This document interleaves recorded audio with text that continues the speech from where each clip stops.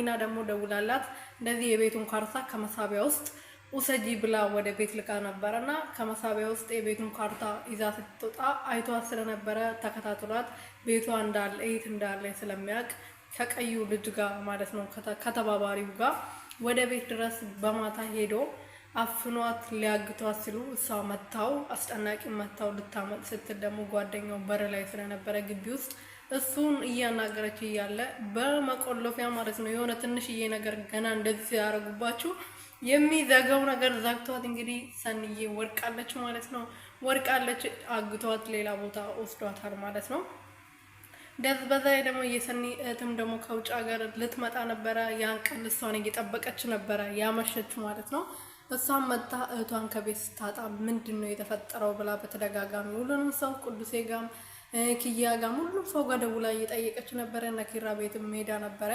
እዛም የለችም፣ ማንም ጋር የለችም፣ እነ ምሩ ጋም የለችም። እናትየውም ደግሞ በዚህ መሀል በጣም ተጨንቃለች ማለት ነው።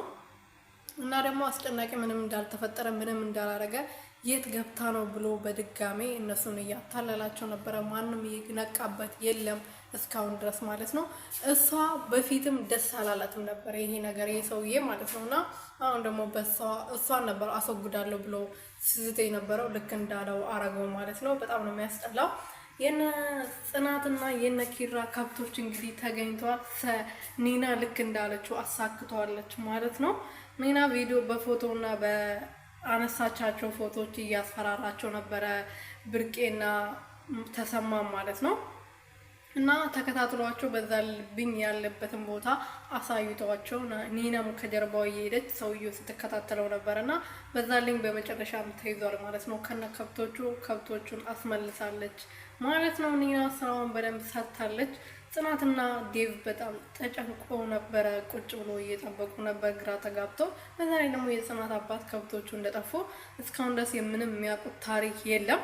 እና አሁን እንግዲህ ዴቭና ኪራና ኒና ወደ ከብቶቹ ሲሄዱ ዴቭና ጽናት ደግሞ እዚህ ቁጭ ብሎ ነበር ተጠብቆ የነበረው ማለት ነው። የኔ ውድ ቤተሰቦች እንደዛም ሆኖ በመጨረሻም ከብቶቹ ተገኝተዋል ማለት ነው።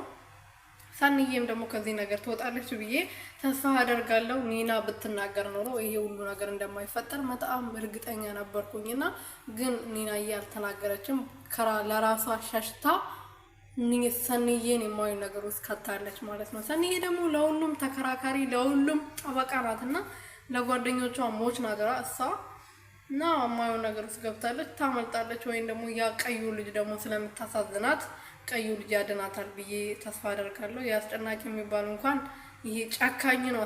እውነትም አስጨናቂ እውነተኛ ስም ነው የተሰጠው። እናንተ አይገርማችሁም? ግን አሁን ትዝ ያለኝ ማለት ነው ስሙ ይሄዳል ከእንትኑ ጋር ማለት ነውና ለማንኛውም ቤተሰቦች ይሄን ቻናል ሰብስክራይብ፣ ሼር፣ ላይክ እያደረጋችሁ ቤተሰብ እንድትሆኑ በትህትና ጠይቃችኋለሁ ወዶችዬ።